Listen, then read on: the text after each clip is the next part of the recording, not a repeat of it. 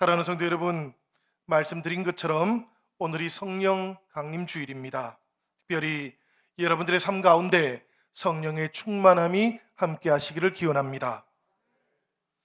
우리가 알고 있는 것처럼 이 성령 강림의 사건은 예수님께서 성천하신 후에 열흘째 되는 날 마가의 다락방에 모여있던 120명의 제자들에게 처음으로 나타났던 사건이었습니다. 이 성령께서 강림하시던 그날에 제자들은 예수님의 명령을 따라서 예루살렘을 떠나지 않았습니다. 하나님께서 약속하신 것을 기억하고 기다리고 있었습니다. 바로 그때 성령께서 호련히 하늘로부터 급하고 강한 바람처럼 그 소리가 온 집을 가득 채웠다 그래요. 그리고는 불의 혀와 같이 갈라지는 것들이 각 사람 위에 임하게 되었다고 성경은 우리에게 전합니다. 말씀을 자세히 살펴보면 바람이 아니고 바람 같은 소리였다 그래요. 불이 아니고 불 같은 것이 임하였다 그럽니다. 그러니까 자연 현상처럼 진짜로 바람이 분 것이 아니고 급하고 강한 바람이 불 때 나는 그런 소리가 들렸다라는 그런 이야기지요. 제자들이 모두가 다 방 안에 있었습니다. 그리고 그 창문도 굳게 닫혀져 있었을 겁니다. 그러니까 바깥에서 바람이 불어 들어올 리는 없는데요. 그럼에도 불구하고 아주 급하고 강한 바람이 불 때 나는 소리가 위에서부터 들려왔다는 것이지요. 그리고는 점점 더 그 소리가 강해지더니만 온 방 안이 그 바람 부는 소리로 가득하게 되었다. 그렇게 성령 강림 사건은 우리에게 전하고 있습니다. 온 집을 가득 채웠다라는 것은 하나님의 영이신 성령께서 이 마가의 다락방 안에 있던 모든 사람들에게 가득 임하였다라는 말씀이지요. 성령께서 공동체 위에 임하셨다라는 그런 말씀이기도 한 것이지요. 여호와의 영광이 성막과 성전을 가득 채우셨던 것처럼 그렇게 이 마가 다락방 그 온 집을 채울 만큼 그렇게 가득 임재하셨다라는 그런 말씀이기도 한 것입니다. 불과 같은 한 덩어리 모양이 혀와 같이 갈라져서 각 사람들 위에 임하였다라는 말씀은 하나님의 영이신 성령께서 개인적으로도 각 사람들의 마음속에 임하셨다라는 말씀인데요. 이것이 온 집을 가득 채울 만큼 그 마음을 채우셨다라는 그런 이야기입니다. 성령께서 제자들을 찾아오시고는 그들을 완전히 사로잡으셨다라는 그런 말씀입니다. 불의 혀와 같이 성령께서 임하셨다라는 이 말씀 속에는 혀가 상징하는 것처럼 말씀의 은혜가 또한 불과 같이 충만하게 임하였다라는 그런 뜻을 담고 있기도 합니다. 막혀 있고 덮여 있던 말씀의 깊은 뜻이 깨달아지게 되었다라는 그런 말씀이지요. 요한복음 14장 26절의 말씀을 보면 이런 말씀이 나옵니다. 보혜사 곧 아버지께서 내 이름으로 보내실 성령 그가 너희에게 모든 것을 가르치고 내가 너희에게 말한 모든 것을 생각나게 하리라. 이 말씀을 보면 성령께서는 덮여있고 막혀있던 말씀의 깊은 것을 가르치시고 또 말씀을 깨닫게 하시는 영이십니다. 그렇기 때문에 요한은 성령을 가리켜서 보혜사라고 부를 뿐만 아니라 또한 성령은 진리의 영이기도 하시다라고 그렇게 우리에게 알려주었던 것이지요. 그 진리의 영이라는 이름 속에 들어있는 진리라는 말을 한번 살펴보면 이 말은 헬라어로는 알레테이아라는 말입니다. 본래 덮여있는 것들이라는 뜻을 가지고 있는 레테이아라는 말에다가 부정을 뜻하는 접두어 아가 붙은 거예요. 그러니까 덮여 있지 않은 것, 숨겨져 있지 않고 드러나는 것, 그것이 바로 진리다라는 그런 뜻이거든요. 그러니까 성령은 감추어져 있고 덮여져 있는 말씀의 깊은 뜻을 우리에게 드러내어 주시는 능력이시다라는 그런 말씀입니다. 사랑하는 성도 여러분, 바로 이 성령께서 임하심으로 제자들은 성령의 은혜 안에 세워진 교회가 되었다고 합니다. 이 성령의 은혜 안에 있을 때에 제자들 속에 놀라운 일이 나타났고 놀라운 표적도 나타나게 되었다 그래요. 그래서 그들은 이기심을 내려놓을 수 있게 되었습니다. 여러분, 이것이 성령이 임한 다음에 제자들에게 나타났던 놀라운 일이었어요. 그들은 이기심을 내려놓고 함께 지내면서 모든 것을 공동으로 나누었습니다마는 그럼에도 불구하고 아까워하는 마음들을 전혀 가지지 않을 수 있게 되었다라는 것입니다. 그들의 눈은 세상을 향하는 대신에 날마다 하나님을 향했습니다. 그래서 성령을 충만하게 받았을 때 그들은 날마다 성전에 모였다 그럽니다. 그뿐만 아니라 제자들은 또한 집집마다 돌아가면서 음식을 나누어 먹으면서 하나님을 찬양하는 예배를 드렸다 그래요. 그들의 집이 교회가 되었다는 이야기입니다. 그들의 집을 열고 날마다 성찬을 하고 예배를 드린다 할지라도 그들은 조금도 그것을 불편하게 여기지 않았다 그럽니다. 그들의 마음이 교회가 되었고요. 그들이 머물러 있던 집이 교회가 되어서 하나님의 성전이 되어 갔다라는 그런 이야기입니다. 여러분, 이것이 세상에 없던 것, 교회가 탄생하던 순간이었어요. 이 교회의 모습은 제자들이 살아가던 그 당시 이웃들에게 그리고 동시대인들에게도 아주 깊은 인상을 남겼다고 합니다. 그래서 사도행전을 기록했던 누가에 따르면 초대교회 성도들의 이런 모습이 모든 사람들에게 호감을 주었다 그래요. 아마도 초대교회를 다녔던 성도들은 만나면 기분이 좋아지는 사람들이었을 겁니다. 말을 걸어보고 싶은 사람들이었을 거예요. 그리고는 그들이 가는 그곳에 나도 한번 가보면 좋겠다라는 이런 마음이 생겨나게 하는 사람들이었을 겁니다. 저의 추측이기만 할까요? 사도행전 2장 46절 47절의 말씀 우리 같이 한번 보도록 하겠습니다. 다 같이 읽겠습니다. 날마다 마음을 같이하여 성전에 모이기를 힘쓰고 집에서 떡을 떼며 기쁨과 순전한 마음으로 음식을 먹고 하나님을 찬미하며 또 온 백성에게 칭송을 받으니 주께서 구원받는 사람을 날마다 더하게 하시니라. 여러분, 이 말씀을 보면 성령을 받았던 제자들은 다른 것을 위해서 애쓰거나 노력한 것이 아닙니다. 그들은 오직 교회가 되기 위해서 애쓰고 노력했던 사람들이었어요. 교회가 되기 위해서 애쓰고 노력했을 뿐인데 그 결과가 뭔가 하면 온 백성들에게 칭찬을 받고 주께서는 구원받는 사람을 날마다 더하게 하셨다라는 것입니다. 그러니까 초대교회는 삶으로 말하고 삶으로 전도했던 교회다라고 그렇게 말할 수가 있겠어요. 도대체 이런 능력이 어디에서 나왔겠습니까, 여러분? 이런 신비로운 결과가 어떻게 생겨날 수 있었겠습니까? 이 초대교회 성도들이 특별해서 그렇겠습니까?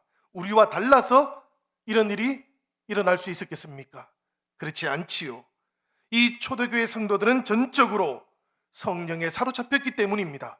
성령이 이 초대교회 안에 강력하게 역사하고 있었기 때문에 이런 표적들이 나타나고 놀라운 일들이 나타날 수 있었던 것이지요. 세속사회 가운데 있는 오늘날의 교회들도 삶으로 말하고 삶으로 전도할 수 있는 교회입니다, 여러분. 다만 그렇게 되기 위해서는 이 시대의 교회도 교회의 거룩함을 회복해야만 하는 것이지요.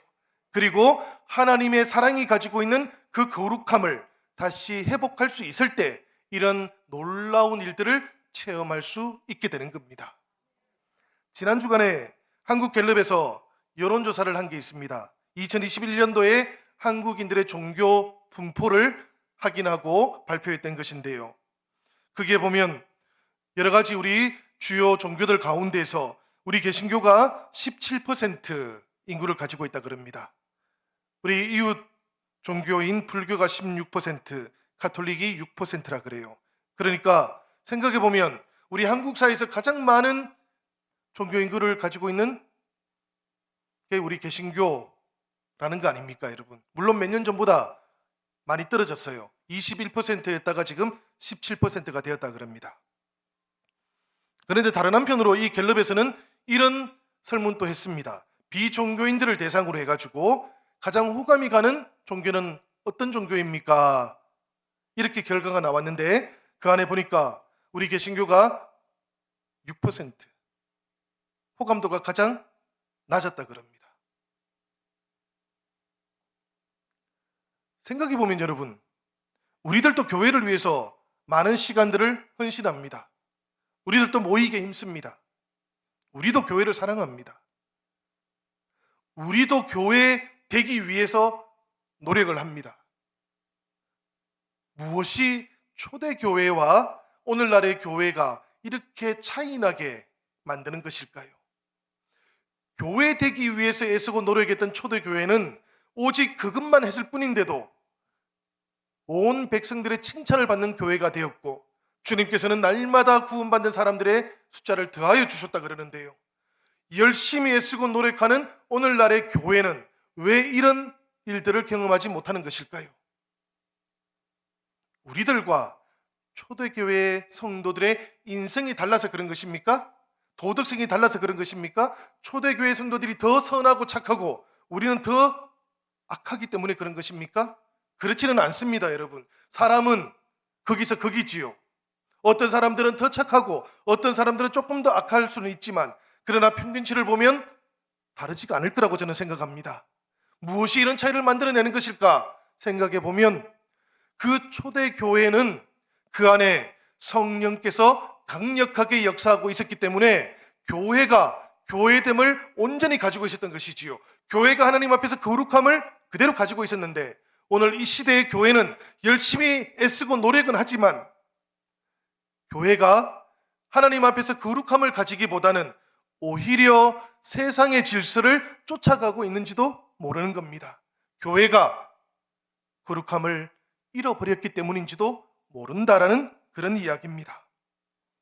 이기심을 내려놓고 함께 나누는 동안에도 아까워하지 않는 마음이 생기지 않으면, 여러분, 우리는 성령의 인도하심을 다시 받아야 하는 겁니다. 세상과 비교하고 욕망을 쫓는 삶이 우리 안에 있다면 우리는 다시 우리 성도들의 거룩함을 회복시켜 달라고 성령님께 기도해야 하는 것이지요. 우리가 진심으로 하나님께 예배하면서 함께 부르심을 받은 주의 형제 자매들과 영적인 교제의 기쁨 속으로 들어갈 줄 알아야만 하는 것입니다.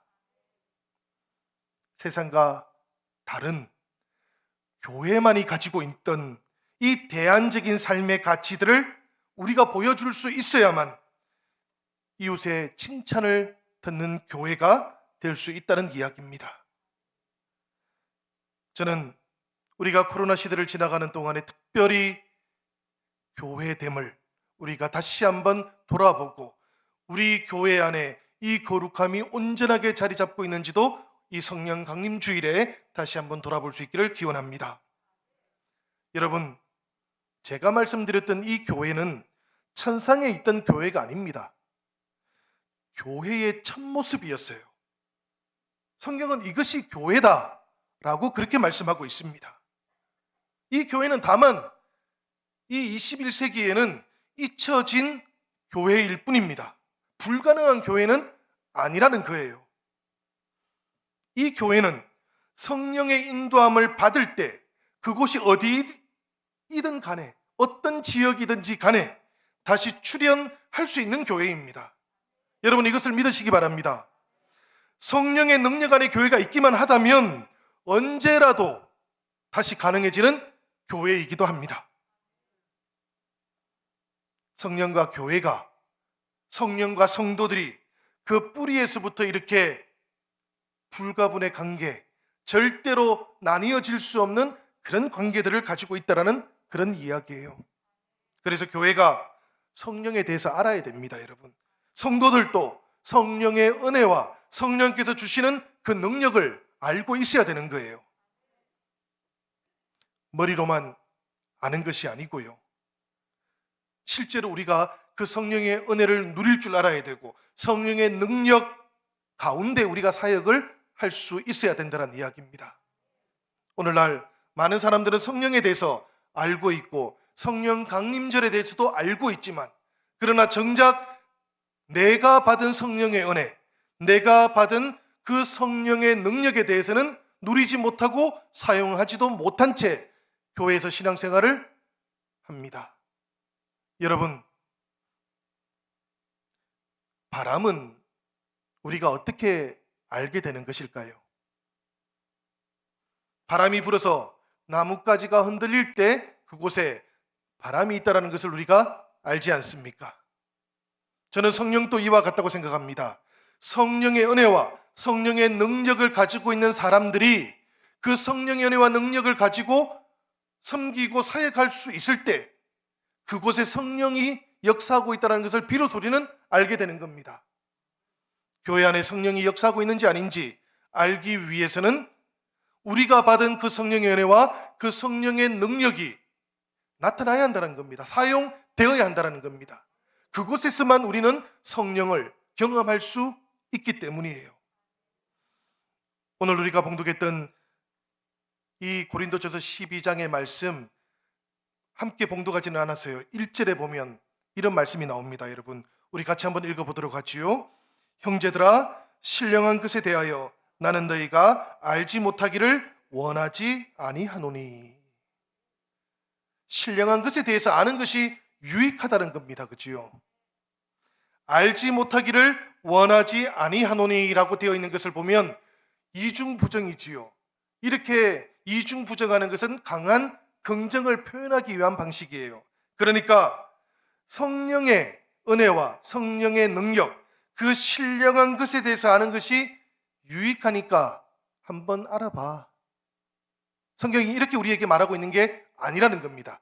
아주 강하게 성도들이라면, 성령을 통해서 예수 그리스도를 주님으로 고백하는 사람들이라면 이 성령의 은혜와 성령의 능력은 반드시 알아야 하는 것이라고 말씀하고 있는 거예요. 우리가 신앙생활을 하기 시작하면 누구라도 예수 그리스도를 인격적으로 만나게 됩니다. 그리고 그분을 주님으로 영접하게 돼요. 그리고 나면 성도들에게는 이 성령으로부터 오는 신비로운 은혜가 있는 겁니다. 성경은 그것을 가리켜서 푸뉴마티카라고 그렇게 부릅니다. 왜 이렇게 부르는가 하면 성령이 푸뉴마거든요. 그래서 이 성령으로부터 오는 영적인 것이라는 의미입니다. 푸뉴마티카. 이것이 성령이 주는 은혜, 성령이 주는 영적인 것이라는 그런 의미예요. 그런데 여러분, 이 성령이 주시는 이 은혜를 우리가 경험하게 되면 그 체험하는 동안에 성령은 우리에게 또 다른 능력을 줍니다. 그것을 뭐라고 성경이 표현하고 있는가 하면 카리스마타라고 그렇게 표현하고 있어요. 많이 들어보셨지요? 카리스마라는 말의 복수형입니다. 왜냐하면 성령이 주시는 은사들이 대단히 다양하기 때문에 이 카리스마는 성경 안에서는 카리스마라고만 표현되지 않아요. 카리스마타라고 표현이 됩니다. 은사들이라고 그렇게 표현되는 것이지요. 말하자면 주님과 함께 하나님의 자녀가 된 성도들에게는 성령으로부터 오는 영적인 은혜의 체험들이 있는 것이고요. 그 영적인 은혜의 체험들 속에 있는 성도들에게는 누구나 할 것 없이 성령께서 재능을 주신다는 겁니다. 능력을 주셨다는 겁니다. 초대교회 성도들이 이기심을 버리고 함께 살아가면서 공동으로 모든 것들을 누리는 동안에도 그들이 조금도 그 마음속에 어려움이 없었던 이유가 뭔가 하면 바로 이 성령께서 주시는 영적인 은혜를 누리고 있었기 때문이에요. 푸뉴마티카라는 것을 누리고 있었기 때문에 그들의 삶이 완전히 달라졌던 겁니다. 이 초대교회 성도들이 그렇게 하나님이 주시는 성령의 은혜를 누리면서 살아가는 동안에 그들의 교회가 점점 더 아름다운 열매를 맺게 된 것은 그 안에서 그들 각자에게 임했던 성령의 그 능력들이 역사하고 있었기 때문이에요. 교회는 여러분, 성령이 부어주시는 이 능력들로 세워져 가는 겁니다. 어느 교회든지 성령께서 부어주시는 능력이 부족한 교회는 없어요. 성령께서는 각각의 교회에 가장 적절하게 은사들을 성도들에게 부어주기 때문에 그런 겁니다. 그럼에도 불구하고 그 성령의 능력들이 나타나지 않거나 때때로 부족하다고 느낄 때에는 성도들에게 부어졌던 그 성령의 능력들이 사용되지 않고 있기 때문인 겁니다. 교회를 교회되게 하시는 분은 성령이시지 우리들이 아니기 때문이에요. 그래서 오늘 우리가 이 성령 강림 주일에 깊이 생각해 볼 것은 내 안에 성령께서 부어주시는 이 영적인 은혜의 체험이 생생하게 살아있는지를 돌아봐야 하는 겁니다. 내 안에 이 은혜의 체험들을 통해서 성령께서 부어주셨던 성령의 능력이 지금 사용되고 있는가 하는 것을 돌아보아야 하는 겁니다. 성령 강림절만 되면 성령이여 오소서 이렇게 하는 것은 성도들에게는 어울리지 않는 거예요. 이미 성령은 우리에게 오셨거든요. 이미 우리에게 오셔서 우리의 삶을 회복시키시고 새롭게 변화시키셨지 않습니까? 우리의 마음 깊은 곳에서부터 우리를 변화시키신 그 성령께서 이제 다시 우리 안에서 역사해야 하는 것이지요. 오늘 이 시대의 교회는 이 성령의 은혜와 성령의 능력을 다시 한번 간절히 사모해야 되는 그런 교회입니다. 카리스마를 잃어버렸기 때문입니다. 성령이 주는 그 은사들을 잃어버렸기 때문이에요. 오늘 우리가 봉독했던 고린도전서 12장의 말씀을 보면 성도들이 잊어버렸고 교회가 잃어버렸던 그 카리스마들에 대한 소개가 나오고 있습니다. 여러분, 이 말씀을 보면 카리스마는 크게 5가지로 분류가 되어 있어요. 개수로는 보면 9가지가 나와 있습니다만은 종류로 분류를 해보면 5가지입니다. 물론 이 카리스마들은 고린도 교회를 위해서 성령께서 주셨던 은사들이에요. 그 교회가 교회 될 수 있기 위해서 주셨던 은사들입니다. 우리 영신교회를 위해서는 성령께서 또 이 교회에 필요한 은사들을 여러분들 각자에게 부어 주실 겁니다. 오늘 이 고린도전서에 나오고 있는 은사들을 우리가 살펴보면서 내 안에 있는 은사들은 어떤 것들이 있는지를 한번 다시 돌아볼 수 있기를 바랍니다. 오늘 말씀 속에서 보니까 첫 번째로 나오고 있는 것은 말씀과 관련되어 있는 은사들입니다. 특별히 지혜의 은사들이고 지식의 은사들이에요. 고린도전서에서 이 하나님의 지혜라는 것은 세상에서는 어리석게 보이지만 사람을 구원하시는 능력이 담겨있는 십자가의 지혜를 가리키는 것입니다.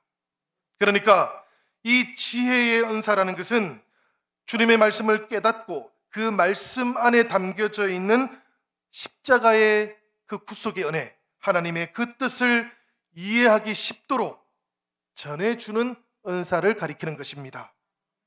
마찬가지로 지식의 은사도 우리 교회 공동체 안에서 교사의 직임을 감당하기 위해서 성령께서 주시는 은사들이십니다. 여러분, 내 안에 이런 지혜와 지식의 은사들이 있는지를 살펴보시기를 바랍니다. 그리고 그 지혜와 지식의 은사들이 발견된다면 그 은사들을 이 교회를 위해서 사용하시기를 바랍니다. 왜냐하면 성령께서는 그 은사들이 사용되기를 원하셨기 때문에 여러분들에게 허락해 주신 것이거든요. 두 번째로 보면은 믿음과 관련된 은사가 있다고 말씀하고 있습니다. 이 말씀 속에 나오고 있는 믿음의 은사라는 것은 교회 안에 활력을 주는 은사를 가리키는 겁니다. 그러니까 이 믿음은 구원을 얻는 믿음하고는 조금 성격이 다른 거예요. 여러분 한번 생각해 보시기를 바라요. 은사라는 것, 이것은 이미 믿음으로 구원받은 사람들에게 부어주시는 성령의 능력이거든요. 그러니까 여기에서 믿음이라는 것은 산을 옮기는 믿음 같은 하나님께서 행하실 놀라운 일을 믿는 믿음을 가리키는 것입니다. 이런 믿음을 가지고 있는 사람들이 교회 안에서 믿음으로 역사하면 그 교회 안에 있는 성도들은 믿음의 도전을 받게 되고 믿음의 활력을 가지게 되는 은혜를 체험하게 되는 것이지요. 내 안에 믿음의 은사가 있는지를 확인해 보시기 바랍니다. 여러분, 혹시라도 나는 주님을 믿었는데 왜 이렇게 내 안에서 믿음이 자라지 않는지, 믿음이 강력해지지 않는지 이런 생각들을 하신 분들이 있다면 오늘 이 말씀을 듣고 새롭게 깨달으시길 바랍니다. 믿음은 은사입니다, 여러분. 이 믿음은 내가 노력해서 가지게 되는 것이 아니고 성령께서 부어주시는 거예요. 강력해지는 것, 이것도 성령께서 은사로 믿음을 부어주실 때 나타나는 일이라는 겁니다. 오늘 말씀해 보니까 치유와 놀라운 능력 행함의 은사가 있다 그럽니다. 고린도 교회 안에서는 육체적인 질병이라든지 정신적인 질병이라든지 혹은 영적인 질병들이 많이 있었던 것이지요. 특별히 바울 당시에는 지금보다도 의학 지식이 훨씬 더 우리보다 낙후되어 있었습니다. 그러다 보니까 이 병을 고치는 치유와 능력 행함의 은사들이 지금보다는 훨씬 더 광범위하게 나타났던 것이지요. 그렇다고 지금도 이런 병을 고치는 치유의 은사라든지 능력 행함이 나타나지 않는 것은 아닙니다, 여러분. 지금 우리가 가지고 있는 그런 의학적인 지식이라는 것들도 대단히 제약되어 있기 때문입니다. 하나님께서는 하나님의 권능을 나타내시고 하나님의 나라가 임하기를 원하시는 그곳에서는 끊임없이 성령을 통해서 치유와 능력 행함의 은사들을 나타내어 주십니다. 특별히 여러분들 안에 이런 은사들이 있다면 여러분들께서는 교회 공동체 안에 연약한 지체들을 위해서 기도해 주시기를 바랍니다. 치유가 필요한 우리의 지체들이 많이 계시지 않습니까? 성령께서 연약한 지체들이 있고 치유가 필요하고 회복이 필요한 지체들이 있을 때에는 이런 은사들을 우리 성도들에게 부어주십니다. 네 번째로 보면 성령께서는 교회의 사역과 관련되어 있는 은사들을 부어주신다 그럽니다. 바로 예언과 그리고 영들의 분별에 대한 은사들을 부어주신다 그래요.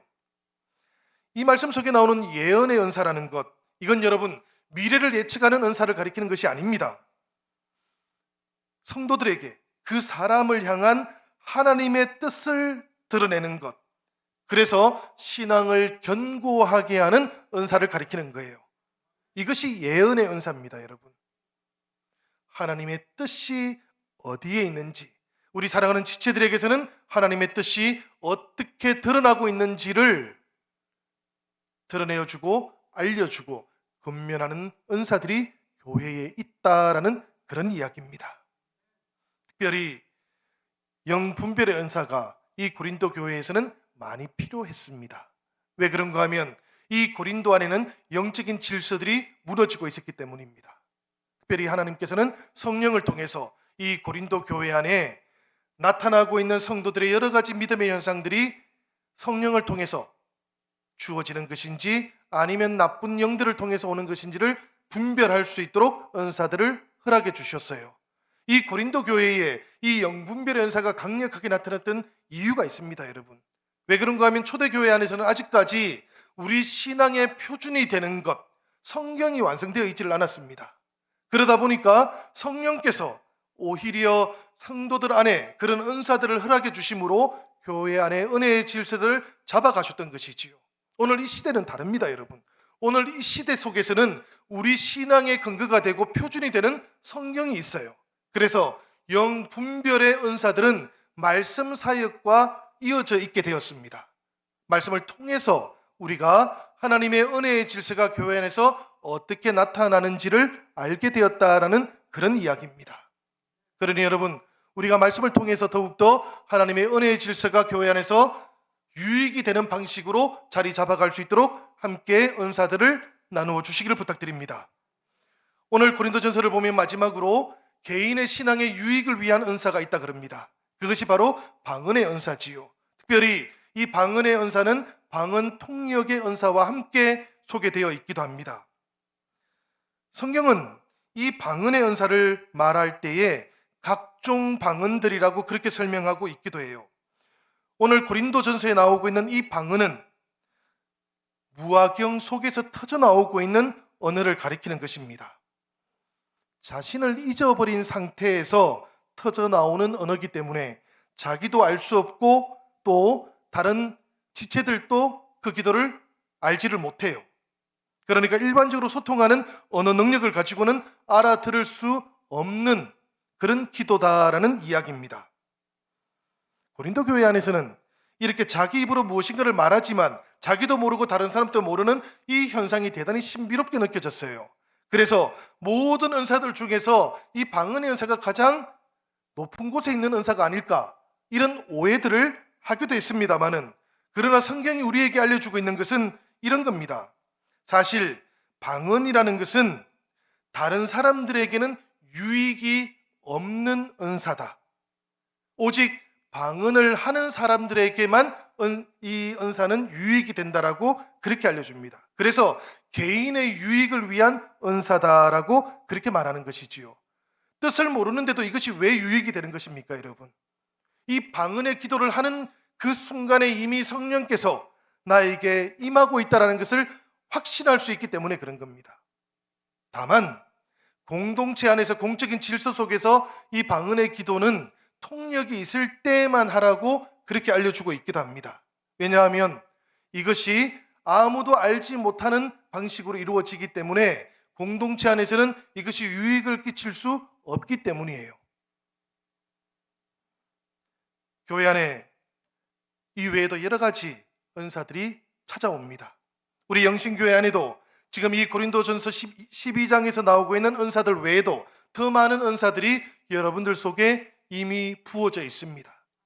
우리 영신교회가 필요로 하는 은사들이 있기 때문입니다. 하나님께서 이 교회를 통해서 이웃들의 칭찬을 받는 교회가 되게 하시고, 또 날마다 구원받는 하나님의 백성들이 채워져 가기 위해서 주님께서 우리 영신교회를 사용하기 위한 계획들이 있으시기 때문이에요. 이 모든 은사들을 생각해 보시기를 바랍니다. 나에게 어떤 은사들이 주어졌는지, 나에게 성령께서는 어떤 은혜를 통해서 능력으로 임하고 계시는지를 돌아보시면 오늘 내가 이 성령 강림 주일에 하나님 앞에서 어떻게 응답해야 할 것인지를 깨닫게 되실 겁니다. 여러분, 은사에 대해서 생각하실 때는 어떤 은사가 더 좋은 것인지, 혹은 내가 가지고 있는 은사와 다른 형제 자매들이 가지고 있는 은사들을 비교하는 것, 이런 건 하나도 중요한 게 아니에요. 중요한 건 따로 있습니다, 여러분. 그것은 바로 성령께서 나에게 이 은사를, 이 재능을 왜 주셨는지를 이해하고 깨닫는 것입니다.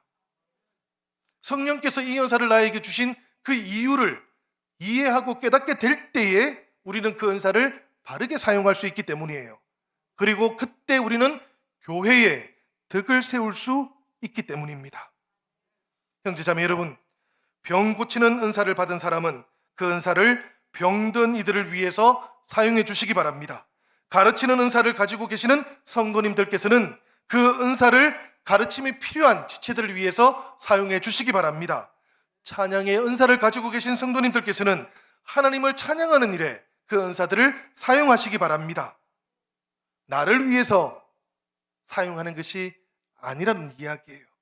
은사들은 공동체의 유익을 위해서 성령께서 부어주셨다라는 것을 기억하시고, 우리 영신교회 안에 성령께서 부어주셨던 이 은사들이 이렇게 질서를 따라서 사용되게 될 때에 우리 영신교회가 신앙 공동체 안에서 성령께서 강력하게 역사하고, 이 교회 안에서 우리의 이웃들이 참으로 이 교회가 교회됨의 모습을 우리들에게 보여주는 것이구나라는 것을 깨닫게 될 겁니다.